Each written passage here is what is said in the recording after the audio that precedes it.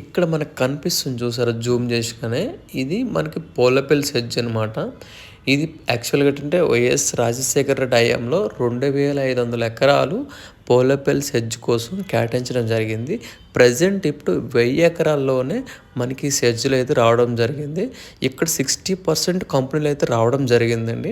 ఇక్కడ 3 లక్షల employment job అయితే చేస్తున్నారు. ఇది బెంగళూరు హైవే, మనకి ఆ వెహికల్స్ వెళ్తున్నాయి కదా, అది మనకి బెంగళూరు హైవే అనమాట. హైవే నుంచి 100 అడుగుల దూరంలో ఈ ప్రాజెక్ట్ ఉంది. 25 ఎకరాల ప్రాజెక్ట్ అనమాట. ప్రజెంట్ ఇప్పుడు 60 ఫీట్ రోడ్డు, ఆ 60 ఫీట్ రోడ్ నానుకొని ఉండే ఈ ప్రాజెక్టు.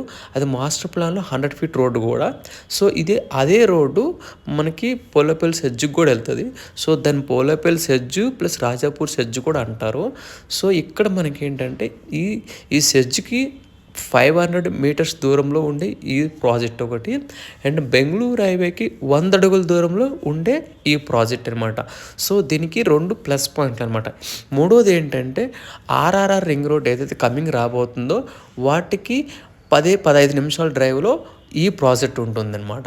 సో చాలా మంచి ప్రాజెక్ట్ ఇది.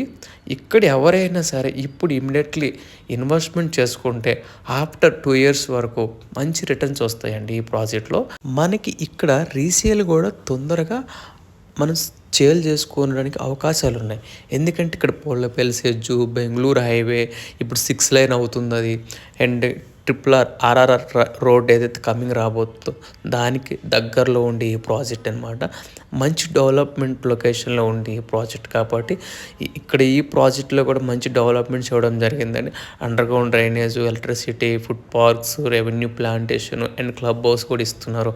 మొత్తం డెవలప్మెంట్ అయితే కంప్లీట్ చేశారండి. 95% కంప్లీట్ అయిపోయినాయి. అండ్ రిమైనింగ్ పార్కులు అయితే ఉన్నాయి, డెవలప్మెంట్ చేస్తున్నారు 1 by 1. సో ఇది ఒక్కసారి సైట్ విజిట్ చేయండి. ఇక్కడ ట్రోల్ అవుతున్న నెంబర్కి అయితే కాంటాక్ట్ అవ్వండి అండ్ కాంటాక్ట్ అయ్యి కాల్ చేయండి.